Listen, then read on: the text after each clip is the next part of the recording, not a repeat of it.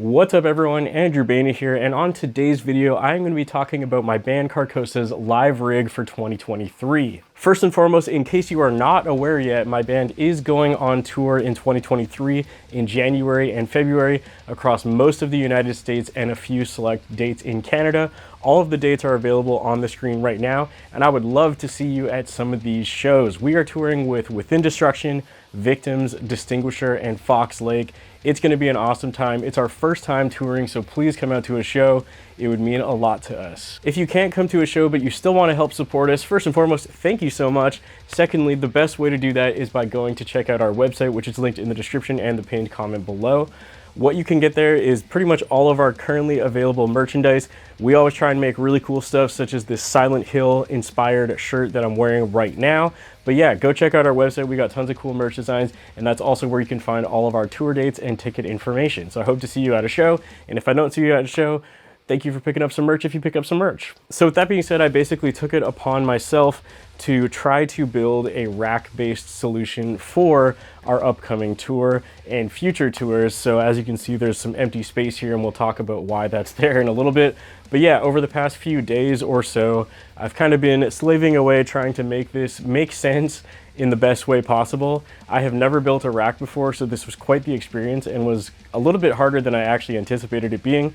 But I think this will work nicely, and I'm going to tell you guys all about it in this video. So I also want to give a massive thank you to Josh Rivera, my guy over at Sweetwater. He hooked me up with basically almost all of the gear that you see here, other than a few things that we already had. They didn't actually ask for a sponsor slot or anything like that, so this video isn't technically sponsored by Sweetwater, but I'm going to go ahead and shout them out anyways, because pretty much everything that I asked for or asked for advice on, Josh from Sweetwater was basically like, yep, here you go, and just sent it over. And I was not expecting that.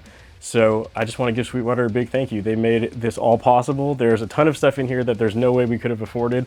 So yeah, just huge thank you to Sweetwater. And I think you can actually find pretty much everything I'm about to show you on Sweetwater's website. So that's also going to be linked in the description and the pinned comment below. So enough chit chat, let's get on to what is actually going on here. So we're going to start from the top and make our way to the bottom, because that makes the most sense. And that's how I built it when I was, thinking about what's going on. So first and foremost, on the top, up here, we have a laptop.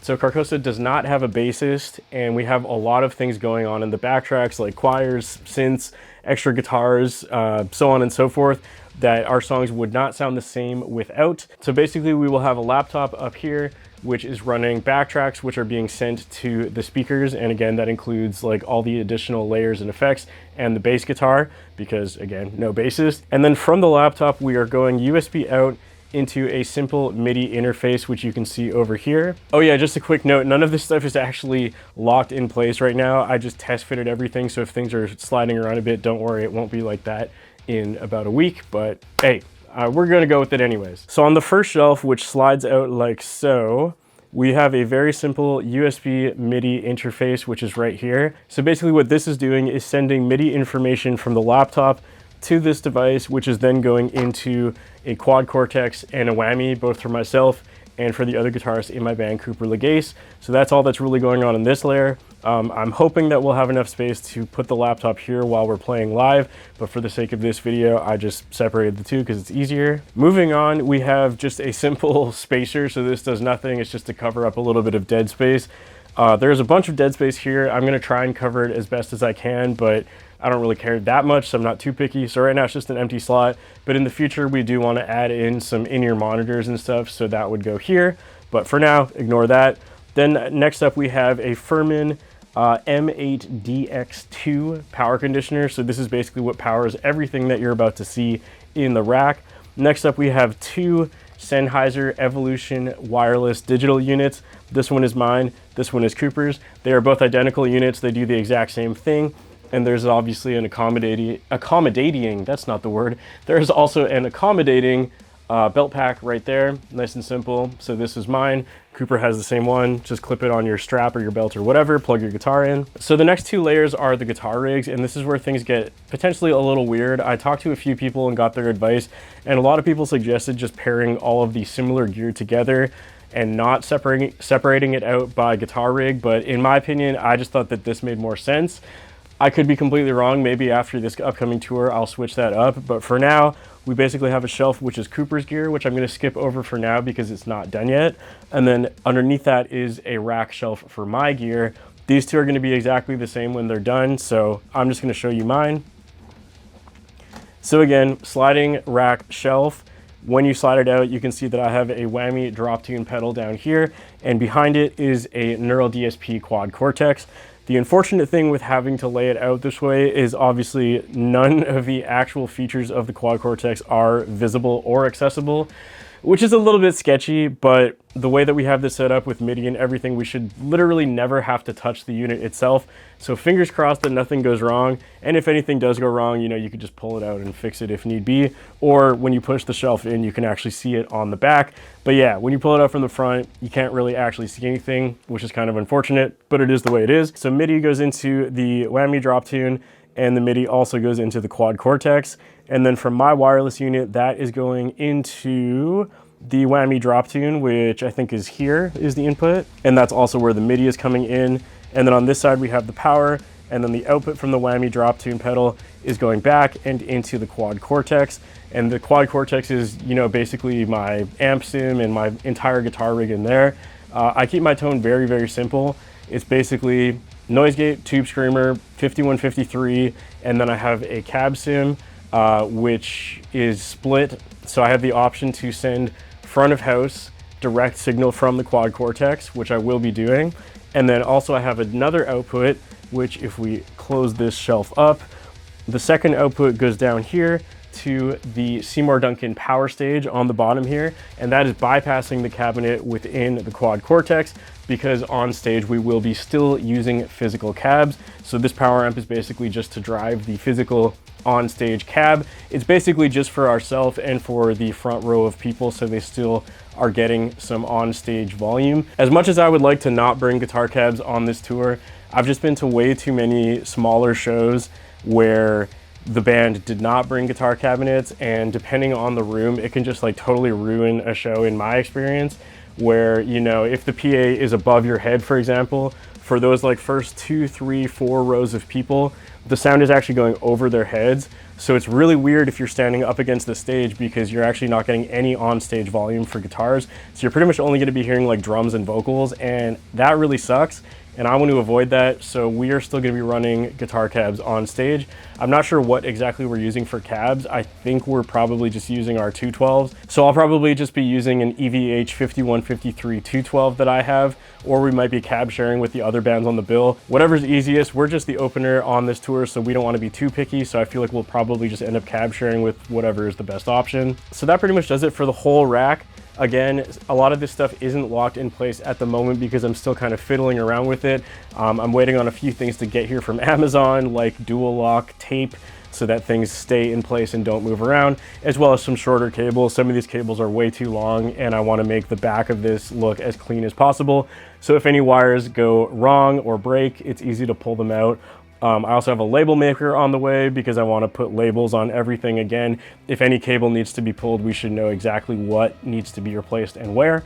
So yeah, a few things still in the works, but we are starting to practice on Monday, so I'm going to have to move all of this over to our jam space. It's probably never going to be in this room again, so I figured I'd make this video with the rack as it currently is while I had it with me. And then moving on to guitars, this is probably pretty obvious, but I'm using my Aristides 080R as my primary guitar. So we tune to drop E tuning, so that's what this is. It's got an 80 for the low E, and then a 10 to 56 7-string pack for the top 7. Very, very simple. I'm not very picky with string gauges. I always find that an 80 works well. It has an Evertune to pretty much always stay in tune, which is great when you're playing live. I don't even bother checking my tuning at all during the set because it's pretty much never gone out of tuning in my experience. But yeah, this guitar in particular has the Seymour Duncan Pegasus bridge pickup and a kill switch only. If you're unfamiliar with Aristides, this guitar is also made out of 0% wood. It's got a Richlite fretboard and then their own material, which is called Arium, for the body and the neck. And then it has the Hipshot locking tuners on the back, and that's pretty much it. So this will be my main guitar that I use for the most part. And then I'm also bringing a backup guitar, and my backup guitar is this, which is the Solar Guitars A1.8C. So again, 27-inch scale length, Evertune, and a Seymour Duncan Pegasus bridge pickup. So pretty much the exact same specs as my Aristides, except obviously this is made out of wood and not Arium and all that. I have it so that the tone knob is disconnected and does nothing, and then the volume knob does the proper thing it's supposed to do. This one just still has the stock Solar Guitars neck pickup, which I never use, but it's still there because it would look weird having nothing. But yeah, so this is my backup guitar. It's a little bit on the heavy side, but I still like this guitar. This is what we tracked the first Carcosa EP with. It's always been solid and it sounds really good. The only weird thing about this one is it's an older model of Evertune bridge. So the 8th string on this one is actually a 74.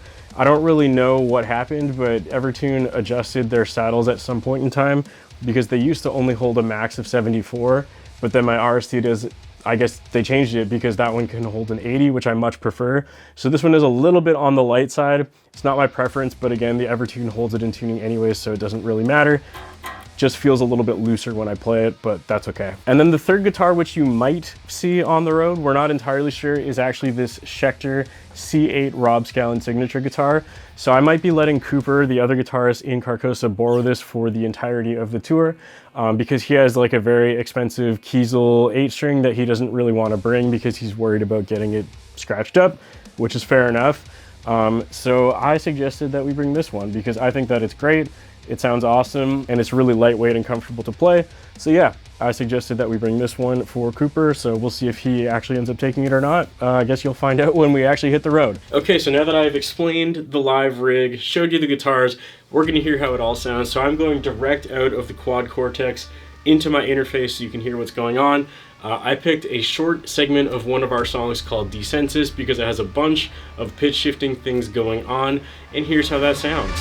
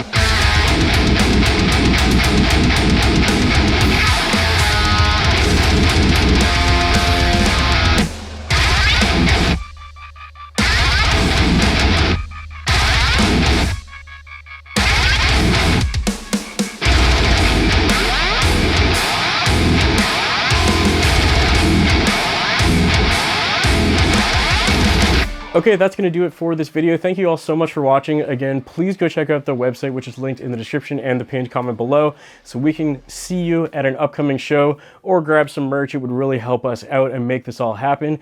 As a Canadian independent band, this stuff is ridiculously expensive. It's crazy how high the barrier to entry is to get into America, but hey, we're doing it anyways. But yeah, that's all I got to say. Thank you for watching this video. Let me know in the comments if you have any questions, and I'll see you later.